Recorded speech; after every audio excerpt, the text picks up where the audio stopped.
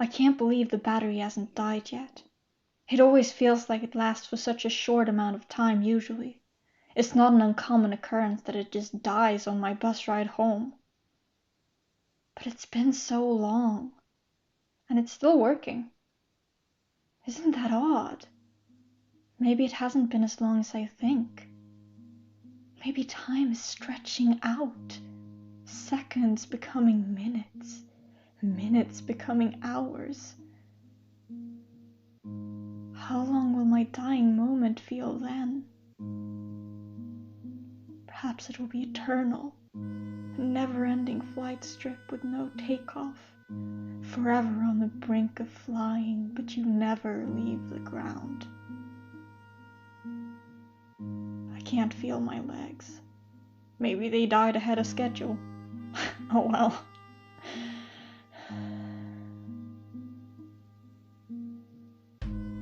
I guess I should get to the good stuff, huh? You don't want to hear me prattle on about my situation too long. That's not what you're here for. No, you want to know the truth about what happened to me. And I want to tell you. You know, I always loved planes. There's a certain kick you get from getting onto the airplane, and then, only hours later, you get out and you're across the world. I always thought that would be the closest thing I would ever experience to being magically transported to another world. The Organist's Son, Episode 4, Across the Threshold. Flynn did not look very pleased at our arrival. He was stood in his doorway, squinting as though even the light of the cloudy afternoon was too harsh for his eyes, brows furrowed, arms crossed. "Who is that?" His voice was slightly rough, and it made his already unwelcoming words seem even harsher. I swallowed, and made an effort to sound unfazed by his hostility. I knew I probably shouldn't have come over unannounced, but this was a worse welcome than anticipated. "This is Isabella. I've been thinking a lot about ways we might come in contact with your father. That has to be the first step, right? Can we come in?" I asked, not wanting to have the rest of the conversation in the doorway.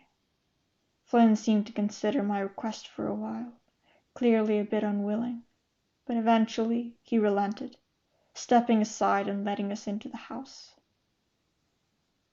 "And how is this Isabella going to help contact my father exactly?" Flynn had not changed his combative stance even after letting us in. We had moved to the living room, and me and Isabella were sitting on the couch. Flynn was standing, restlessly tapping his leg. "She's a medium. Since you said the door was closed, I figured we might want to find an alternative method of contacting him. I thought that someone that specializes in contacting people in other worlds might be of help." Jesus, a medium? You thought involving someone that lies to vulnerable people for a living would be useful. I almost shirked back at his mocking tone. I'd never seen him act like this before, and it wasn't a side I particularly liked. "Oh my," Isabella whispered, seemingly a bit shocked as well. I glanced over at her, nervous that she might have been horribly offended by his words. If she was, it didn't show in her expression, which was as calm and controlled as ever. "I was just trying to help," I said. Flynn's shoulders dropped, and his stance finally seemed to lose some of that combative energy. "I'm sorry. That was a bit harsh, but I don't think this is a good idea." "Why not? Do you have another idea?" "No, I don't, but—" I didn't let him finish that thought. "What is the harm in trying, then? You said yourself you've tried to get the door open for years, and nothing has worked. Maybe you have the wrong approach. If we try an alternative method of getting in contact, maybe that will work better. I say we try." "Fine. If you think this might be something, go ahead. Worst case scenario, we waste some time. He sounded apathetic. I was sure he still very much believed this wouldn't work. Isabella put her hands together, friendly smile once again stretching across her face. Well, it's been nice to meet you, Flynn. I do hope I can prove you wrong about my profession. If you don't mind, could we get started right away? Flynn shrugged. Sure. He didn't move, just looked at Isabella expectantly. We were thinking we'd do it in the basement. You know, with the door being there, it might make the connection stronger. He gave an amused chuckle, but still started to move out of the room, leading the way toward the basement. The stairs to the basement felt unnaturally long somehow, as though we were winding our way into the very center of the earth. Flynn had brought a flashlight, since the light bulb apparently hadn't been replaced in many years, and the bouncing light made the shadows move, almost as if they were alive and dancing circles around us, and our steps echoed loudly in the darkness, the dusty smell of stale air coming up to meet us. While the basement was covered in furniture and boxes, the door was still impossible to miss. It stood in the middle of the room, in a square of uncovered floor that was maybe the only free space in the entire basement. It was painted a dark, cool green color, and was adorned with an ornate knocker in the shape of a face with its mouth wide open, and though it seemed to perhaps once have been painted, the color had long since worn off in everything but the deepest crevices, exposing the brass underneath. I felt nothing when I looked at it. No chill down my spine. No inexplainable dread that squeezed my insides like a vice. No dark premonitions. Nothing. For a door that led to another world, it didn't look particularly remarkable. Really, the oddest thing about it was the placement, and if I didn't know any better, I just assumed that someone had knocked down the walls around it, or perhaps moved it for restoration or something. Carefully avoiding the contents of a box that had fallen and spilled open, stuffed animals and cutlery in a meaningless pile on the floor, I walked around to the other side. Though the light of the flashlight did not illuminate this side, it still seemed to look as it should. Just a door, standing in the middle of a basement. When I came around to the other side again, Isabella had already started setting a few things up. She knelt on the dusty floor of the basement, carefully drawing something into the bare cement with a piece of chalk. She had placed a candle, yet unlit, next to her, and her face displayed a deep focus. Flynn stood a bit off to the side, eyes fixed squarely on the door. His face bore a strange expression, jaw set in a solemn determination, as tired and world-weary as it was hopeful. I could tell from his expression that he didn't think it would work. I could also tell that he hoped it would. It's ready. Isabella's voice ripped us both from our thoughts. On the floor in front of her was a pentagram of white chalk. In the center of it she had placed a single candle. I knelt beside her, but Flynn didn't move from his position, though he seemed at least to be paying attention.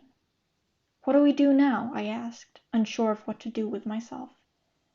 Now I try to contact Mr. Southard, she said. It might take a few minutes, and it's very important that you do not speak until I give you the signal. This is such bullshit, Flynn muttered from the corner. Please, love, if you would just indulge me for now, that would be great. Isabella's voice was calm and patient, almost motherly. It did not seem to calm Flynn at all, though. Rather, his face contorted in anger, and for a moment I worried he might storm off, or start yelling, but instead he just scoffed indignantly and turned away. Isabella turned back to the pentagram. She took a breath and closed her eyes. She was saying something under her breath, speaking quickly, but I couldn't quite catch the words. By the time she was done, I had begun to twist uncomfortably where I sat. But just as it was becoming unbearable, she opened her eyes and fell quiet. He's here, she whispered. What do you want to ask him? I looked over at Flynn. He was definitely paying attention now, eyes fixed on Isabella. he stuttered. Ask him where he is. Isabella leaned her head back, lips moving though no sound came out. After a few seconds she spoke. He says he's somewhere dark. He's trapped. He can't get out. Tell him I'm coming to save him, Flynn said. He says that you don't have to. He loves you very much. He doesn't want you to get hurt. He asks if you remember the blue teddy bear. He says... Flynn interrupted her, his voice strained. Tell him that I'm coming to save him.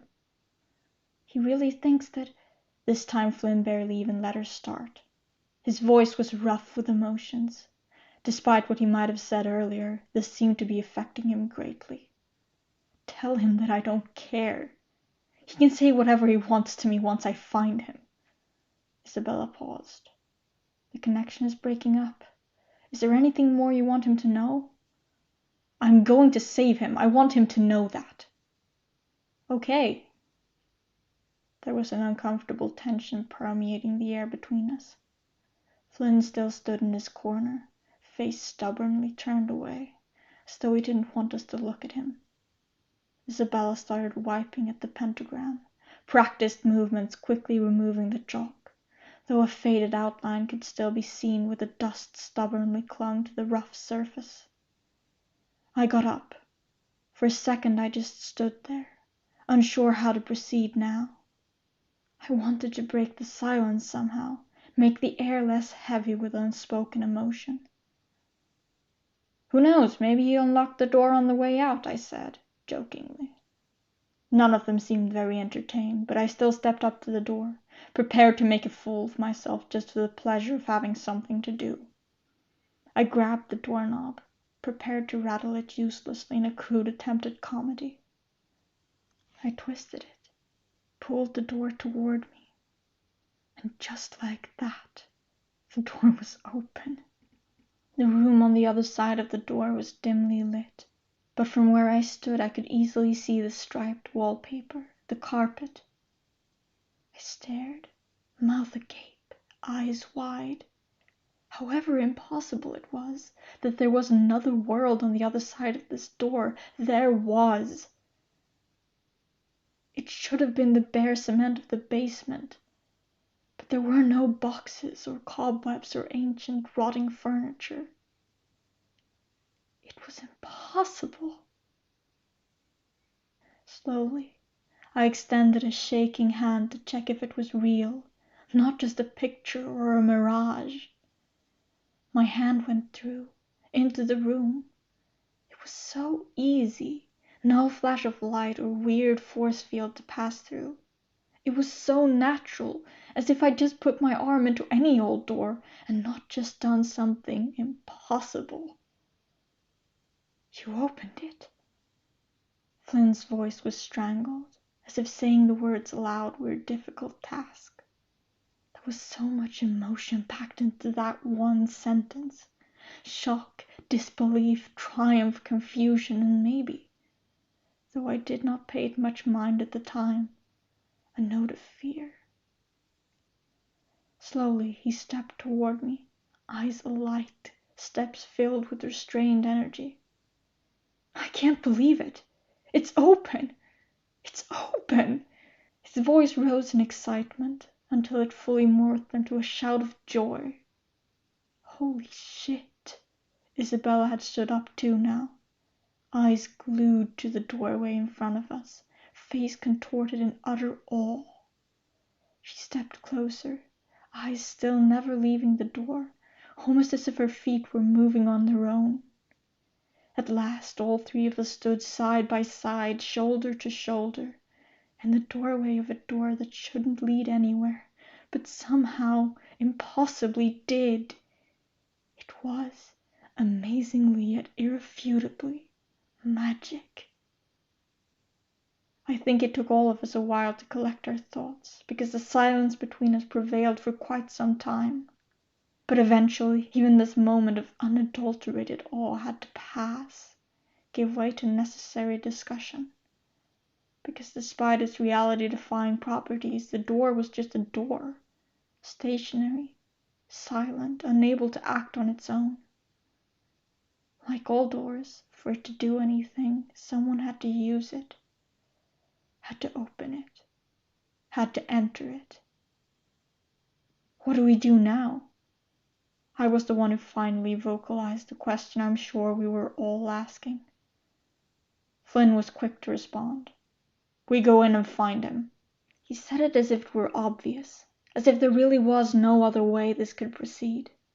Immediately after speaking, he started walking, as if my question had awoken him from his state of shock, and he was free to move again. Wait here, I'll go get some things, he shot back as he briskly moved toward the stairs. Wait, Isabella called out to him. He paused, one foot already on the first step of the stairs. What is it? He asked, impatience clearly coloring his voice. What do you mean, we are going in? Is your intention seriously for us to go through that thing right now?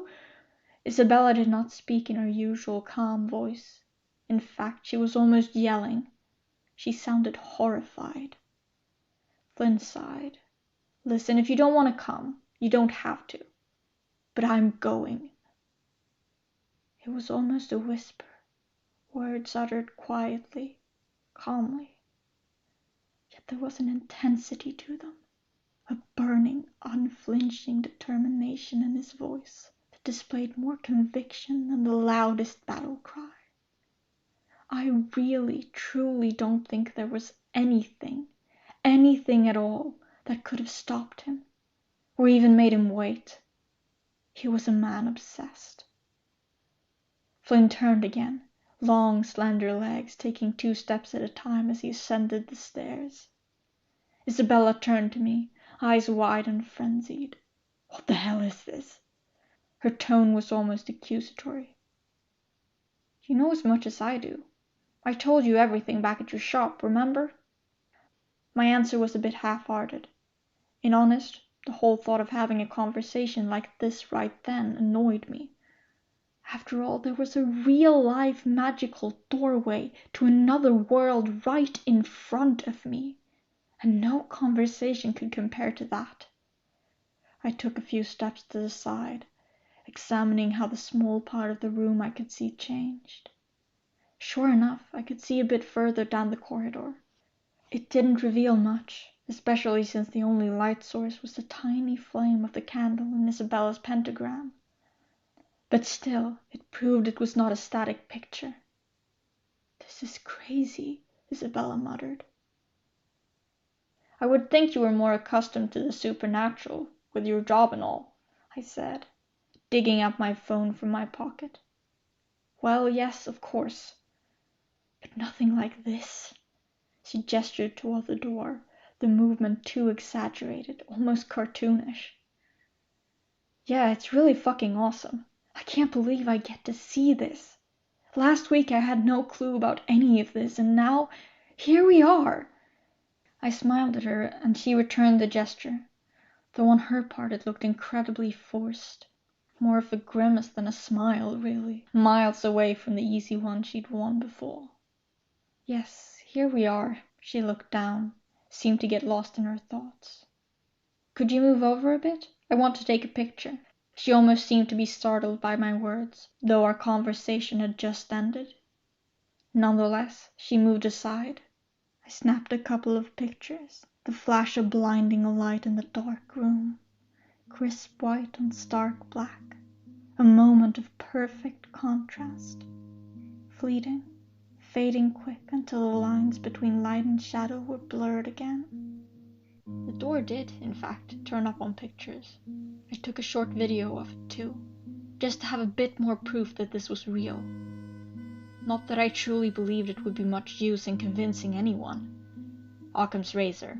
Which was more likely, that there was a door that led to another world, or that the evidence was doctored? I stepped closer to the door, once again edging past it to see the other side. I didn't quite know what I had expected, perhaps a swirling void, or maybe just a mirrored version of the same corridor. That was not what it was, though. Instead, the door was simply shut on this side. When I reached to open it, I realized that it lacked a handle. It was at this point that Flynn returned, a large backpack slung over his shoulder. I stepped out from behind the door to meet him. His eyes were focused squarely on the door, a certain nervous energy in his stance, in the way he fiddled with one of the straps. He inhaled sharply. "Okay," he said. "I'm going in now." He looked up, looked into my eyes. "Are you coming?" Was I coming? Honestly, I hadn't really considered it properly.